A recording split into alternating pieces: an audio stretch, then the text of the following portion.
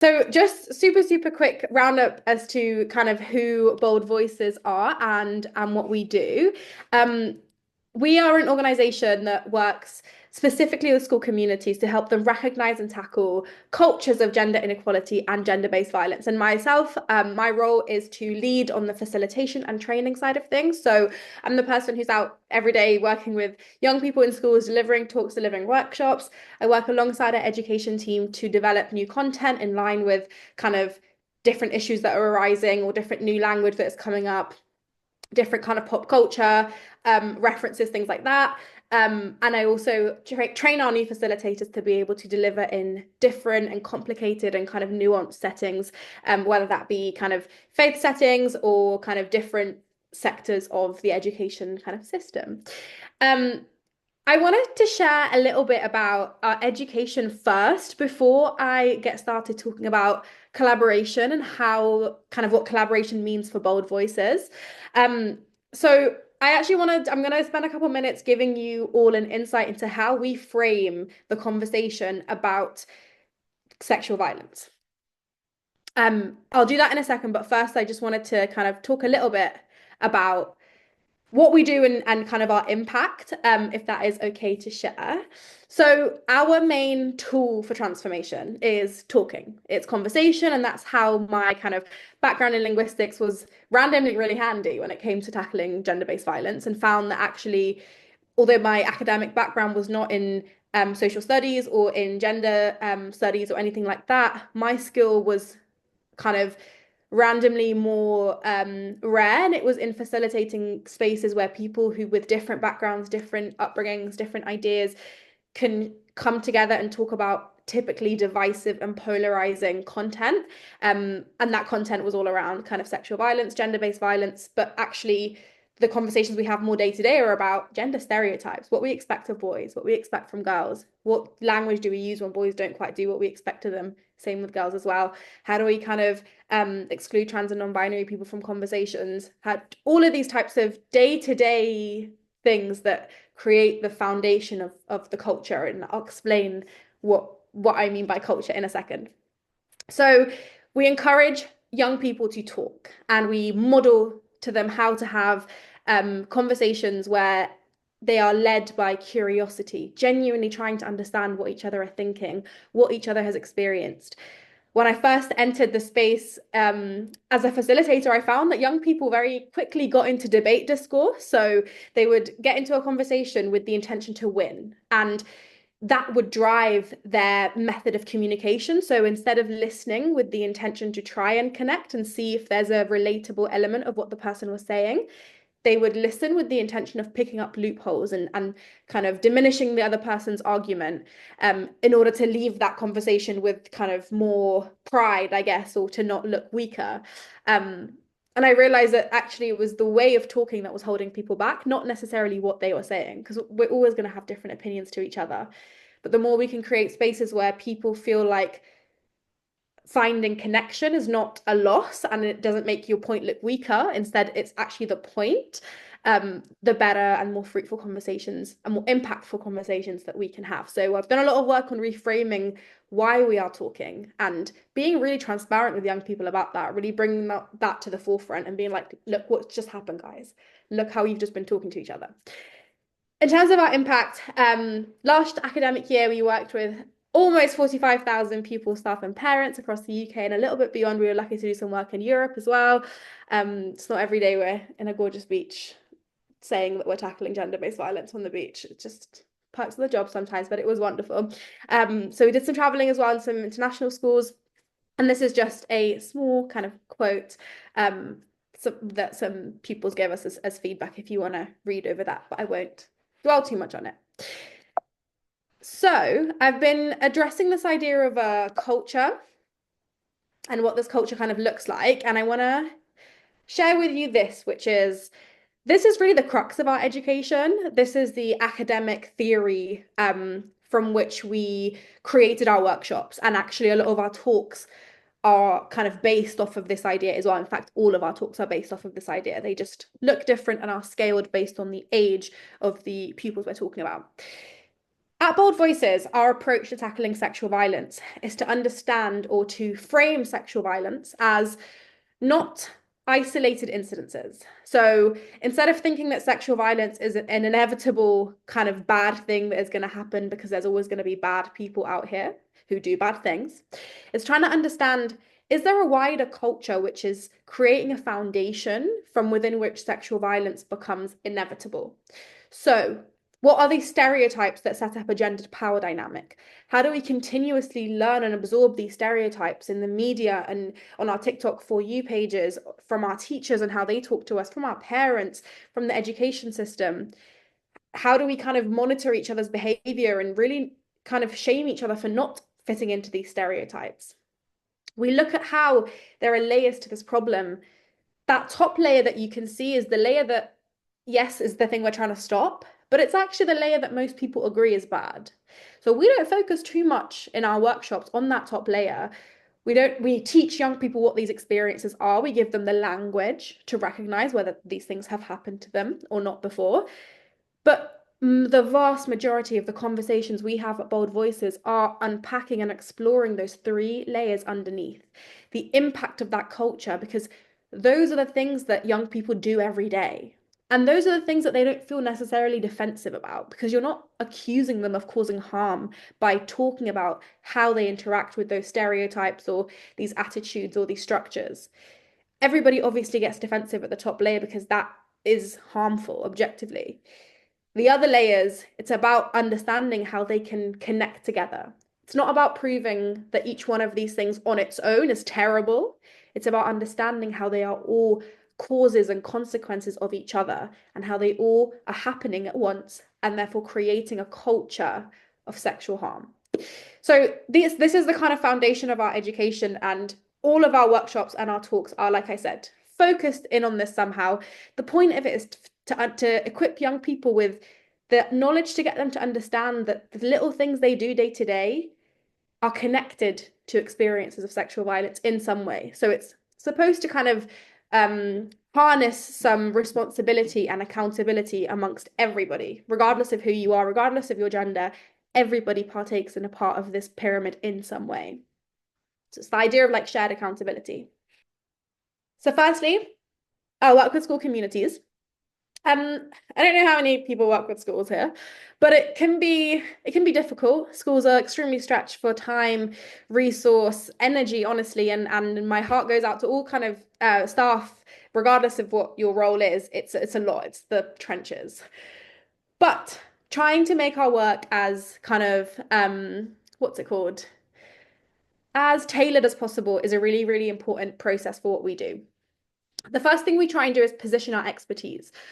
What that means is when we hop on with a school for a call, for an initial call, when they've decided they want to bring us in to do some work, we make it really clear that although we are the experts in how this culture operates, we are not the experts in how it shows up in their school. So really giving the school or where the community that you're working in the space to voice their concerns, even if we think we know what's going on because we've seen it in honestly every single school. There's a real temptation to assume you know what a school needs when you've worked at so many and when you've seen such similar signs across these institutions of this issue and this culture. But yeah, really telling them, giving them agency and telling us and explaining to us what the problem is from their perspective. And then our job is just to teach them about the culture and then which enables them to kind of apply that understanding to their own context. So the kind of change often happens when we leave the building, which is something we're very kind of okay with and I guess takes a little bit of getting used to. So positioning our expertise is number one. Intentionally framing our work as preventative, not reactive. It's gone really wrong before when we've worked with schools and collaborated with schools who have been really obvious about the fact that they have brought us in off the back of an incident. So something will happen, an incident of sexual violence, and they'll be like, right, we're going to bring in this organization, and the defensiveness we face from students, it just makes our job that little bit harder to break down those barriers and be like, no, we're not here to judge, we're not here to shame, we're here to talk. That's a lot harder to believe when there's just been a real like rift in the year group. So I make it really clear that if the teachers are going to do that, they shouldn't tell the students that that's what's happening. But ideally, actually just wait a little bit, let things settle a little bit, then we can come in. And I promise you, young people are so much more likely to reflect on their behavior when they don't feel like they're being accused of anything bad. Um, so yeah, that space of kind of genuine reflection and curiosity can only be provided if the stakes kind of come down a little bit. So that's our second thing. And our third thing is working holistically. So if we're collaborating with a school community, that means we are working with the teachers, we are working with the pupils, we are working with the parents. We try and insist that schools have staff training before student training. And that is because we would go into schools, we do work with their students would be brilliant. And overwhelmingly in our workshops, they would say, you're getting us to question our stereotypes, but like this teacher says this to me, and this is how the teachers speak to us, and this is what they expect of us. And so it's really hard to harness community change bottom up in a school. And you need governors, teachers, SLT members to be on board, ready to be challenged and kind of called out by their young people, and have that shared accountability across power structures as well in a school. So yeah, kind of working across, and we also teach everybody that continuum. So everybody who does a workshop with Bold Voices learns about this culture, which is nice because then they have that shared language. Collaborating with our community. I've put a couple of the people we've collaborated or are currently collaborating with on the board at the moment. Religions for Peace UK being one of our newest collaborations, and I know in particular looking at kind of getting funding together to run some community-based work, which is really exciting. Collaborating with people in the sector has to be really intentional because we work in a sector that is chronically underfunded and under-resourced. And so competing feels really terrible and can feel, yeah, it just feels like really tricky. So when we're trying to collaborate together, we try, or when we're trying to figure out who we want to collaborate with, there are three kind of key things that we look to. So first of all, our values aligning. At Bold Voices, we center intersectionality in all of our practice. So we don't just talk about how gender impacts our lived experience of the world and of sexual violence, but of how gender, race, ethnicity, nationality, background, migration status, disability, religion, all of these different things impact our lived experience of violence. And here specifically, we're talking about sexual violence. We center an anti-colonial practice.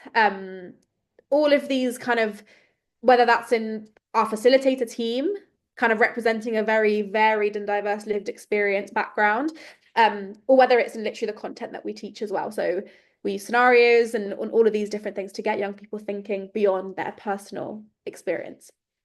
We look at how we can amplify efforts. So if there's so many of us kind of fighting for funding or resources, and trying to kind of connect with stakeholders, we try and look at how our work can amplify each other. So very, very often I'll be in a school, they might have a really specific problem with boys, and it's really easy for me to be like, look, we do work in co-ed spaces, but if you really want an organization that specializes in working with boys specifically, you have a brilliant organization like Beyond Equality. If they have like a sex ed issue, kids don't know anything about sex and relationships at the school, cool, speak to Split Banana, they're brilliant at that. So really understanding what each organization's niche is so that you can really confidently be like, these people are brilliant at this, please go and speak to them. Finally, enriching all our practices. I run shared skill shares with a lot of these organizations where we bring all our facilitator teams together, of which, by the way, there's a lot of crossover. So a lot of our freelance facilitators work at other organizations as well, which makes for a really enriching student experience because they bring in their like sex ed knowledge and their anti-colonial knowledge and their kind of gender knowledge. Everything is kind of carried by these individuals who are all brilliant. But yeah, shared learning spaces, shared community of practice spaces, shared response spaces, which is really important. In the rise of kind of the manosphere or Andrew Tate kind of ideology a couple years ago, the kind of emergency spaces that we shouldn't really call it that because it really caused more fear than it should have, but are like immediate response of just let's all come together. What's everybody doing about this? This is what we're doing. This is how we found young people has responded. How have you found your young people have responded when you've done that? Just sharing, make sure everyone kind of stays calm because we all know that, okay, cool, we can start sharing our experience. This is what works for us. Why don't you give it a go? Why don't we try what works for you? So that's our kind of how we collaborate with community. The proudest thing for me personally is that change continues to happen after we leave in the communities that we work with. We know that from staying in touch, from impact measurement, from just kind of being brought back all the time and seeing the people we've worked with and how they kind of grow up and change and develop and yeah, I don't know where that was going. There are three different ways that we nurture collaboration at Bold Voices. Just to be clear on what I'm talking about here is the ways that we upskill the students and the adults that we work with to continue working together after we've left the school. I've given you some pictures here of like examples of the things I'm talking about. We run mentor workshops where we deliver education with sixth formers. We introduce them to this idea of a culture, but I train them up to be able to have conversations with younger year groups. So to be able to not just sit a young person down and tell them everything that's wrong with the world, but instead ask them questions to allow them to reflect on their language, their behavior, what they've watched, how it might be shaping their ideas, but also to relate to them, to be like, oh, I've seen that too. I used to watch that on CBBC as well when I was younger. So watching that, honestly, is the most kind of like rewarding part of what I do, watching students talk to each other. The workshops where I don't actually have to facilitate much. The older students, and it is crazy what happens when an older student is given that responsibility. They might be someone who typically does not care about gender inequality, but once you've told them, look, you're gonna step up, you're gonna be a role model, you're gonna come and support with these conversations, like a 180-degree change I've seen in just like what they care about. Even if it's just temporary, even if it's just for that hour of the workshop, what they model for the younger students is worth its weight in gold. We run the Ambassador program, which is our virtual program, which basically brings students across a journey over 8 weeks of learning online. They run like projects in their schools with the help of staff as well. So staff do 5 sessions, 4 or 5. Pupils do 8 sessions, parents do 2 webinars. So we bring all of that together, and the staff's role is really just to support the students and to amplify student voice in their schools and to help them with the practical side of kind of running a campaign in their schools. And finally, we have our Nurturing Quality Festival coming up in 2 weeks, which is where we bring a bunch of schools together, primary schools, and they bring their year sixes. We would have trained some mentors, sixth formers from a host school, and these sixth formers basically support. It's like a really massive mentor workshop, but it's like a carousel of activities across the day, and these mentors support these little year sixes in learning about gender inequality, gender stereotypes, gendered language.